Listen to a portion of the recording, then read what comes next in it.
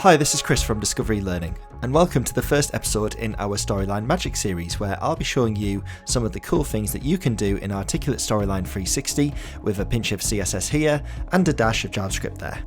First up, I want to show you a fairly simple technique that you can use whenever you have an Articulate Storyline activity embedded into a Rise module.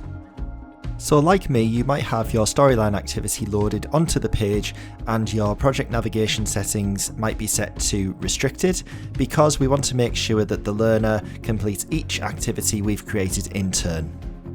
On the page itself, directly below our activity, we could add in a continue button, and then it might be tempting to finish up our activity in storyline by creating a new layer that loads in, telling the user that they can go ahead and click the continue button. That's fair enough, but for me, that feels like one extra click I'm getting my users to perform. Plus, if they glanced over the activity, they could then just click that continue button and be on their way to the next page, missing out an important part of the learning journey entirely. So what would be better is if we can program in our next page trigger into the storyline activity, such as when the user clicks on this button. And here's how we can do it. Create a new trigger with the action execute JavaScript when the user clicks on the button. Open up the JavaScript editor, and then all we need are a couple of lines of code. First, we'll create a new variable, and you can give it any wacky name you like, and we're going to collect the Rise Continue button element to assign to our variable by typing parent.document.getElements by class name, capital letters for each word after the word get, and then in parentheses we will type continue-btn, which is the class name of the continue button that we created in Rise. Finish things off with a semicolon. We use the parent.document as our assignment due to the fact that the storyline object is embedded as an iframe within the Rise document. So adding parent dot ensures that our code is operating in the right level of the DOM or document object model. Next, we need a line of code that is going to simulate our continue button being clicked, and that's really easy. We just need to type our variable name with a number 0 in square brackets, and then dot click, open close parentheses, and again finish the line with a semicolon.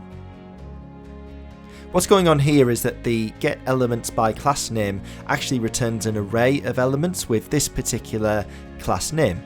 In other words, if we had multiple continue buttons in our Rise activity, then this line is going to grab them all. And if we didn't have this index number in place, then this line of code would click every continue button in Rise all at once.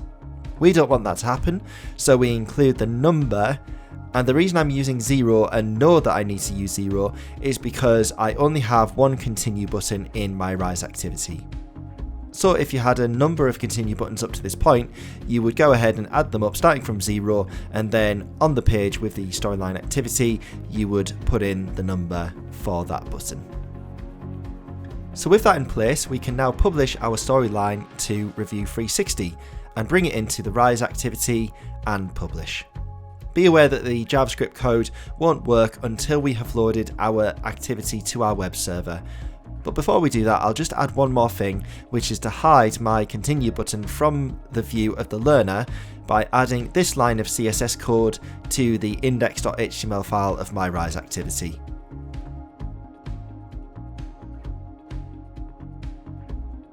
We're all set, so we'll load my activity now in a browser window from my web server and see the results. I can't get onto page 2, as you can see.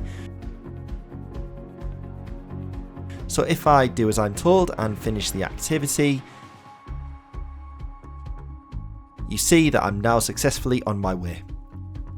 Thank you for watching this video, and please go ahead and like this video if you found it useful, and subscribe to the Discover eLearning YouTube channel for more videos like this in the future. See you next time.